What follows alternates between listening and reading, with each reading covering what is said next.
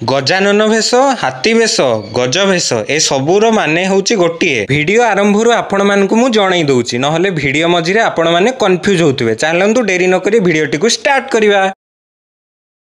Hello सांग माने, आजी मु मो कुनी जगन्नाथंक पई हाथी भेषटी को प्रस्तुत करूची। ताहाले कोण एही हाथी भेष, आसंतु जानिबा।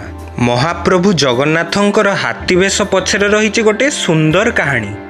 कहानी होची महाराष्ट्ररू आसीथिबा जणे भक्तंकर, जाहांकर नाम थिला गणपति भट्ट। से जणे गणेश भक्त थिले। से शुणिथिले जे प्रभु जगन्नाथ हेउचंती ब्रह्म स्वरूप, सेथिपई से प्रभु जगन्नाथंकु दर्शन करिवा पई पुरी आस्थिले। हेले पुरी आसिकी देखिला बेलकु भगवान एठी अधा गढ़ा मूर्ति ही पूजा पाउचंती। गणपति भट्ट देखुचंती जगन्नाथंकर रूपकु, मने मने भाबुचंती, अरे ये कौन? यांकर तो हाथ अधा, आखिरे भी पलक नाही। मो प्रभु गणेशंक परी यांकर तो सुंढ भी नाही। गणपति भट्ट मने मने निराश होई गले। मन दुखरु से सेठारु फेरी गले। फेरी जाई गोटे जागारे सोई पड़िले। हेले आम प्रभु कालिया शांत जानिचंती तांको भक्त मनर कथा। महाप्रभु मुदिरथ पूजा पंडांकु स्वप्नादेश कले, जाओ मो भक्त मन दुखरे फेरी जाउची, ताकू अटकाओ आउ मो पाखकु फेरेई आण।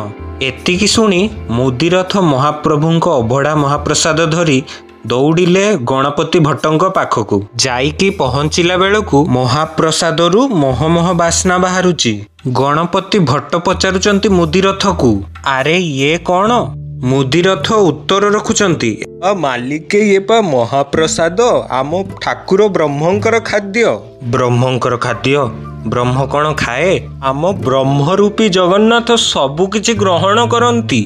मुदिरथ पचारुचंती, अच्छा मालिके तमे एठारे काई मन दुखरे सोईच? गणपति भट्ट कहउचंती, मु ब्रह्मंकु दर्शन करिवा पई आस्थिली, आउ मु मो इष्टदेव गणेशंकु ब्रह्म रूपरे भावे। नाई नाई मालिके मन दुख करना, आस आमे फेरी जिबा जगन्नाथंक पाखकु कही मुदिरथ डाकी नहीं गले। फेरिला परे देखंती तो स्नान मंडपरे प्रभु जगन्नाथ और बड़ भाई बलभद्र गजाननंक रूपरे दर्शन देउचंती। निजर आराध्य प्रभु गणेशंक रूपरे जगन्नाथ और बलभद्रंकु देखिकी गणपति भट्टंक खुशीर सीमा रहिला नाही। आउ प्रभु जगन्नाथंकु हाथ जोड़ी प्रार्थना करिले, प्रभु तुमे प्रत्येक वर्ष स्नान पूर्णिमा रे स्नान मंडपरे भक्त मानंकु गजानन भेषरे दर्शन देउथाओ। सेही दिन ठारू प्रत्येक वर्ष स्नान मंडपरे आम महाप्रभु जगन्नाथ और बड़ भाई बलभद्र हाथी भेष तथा गजाननंक भेषरे समस्तंकु दर्शन देइथांती। पुरी रे एही हाथी भेष को प्रत्येक वर्ष राघव दास मठ और गोपाल तीर्थ मठ द्वारा प्रस्तुत करा जाइथाए।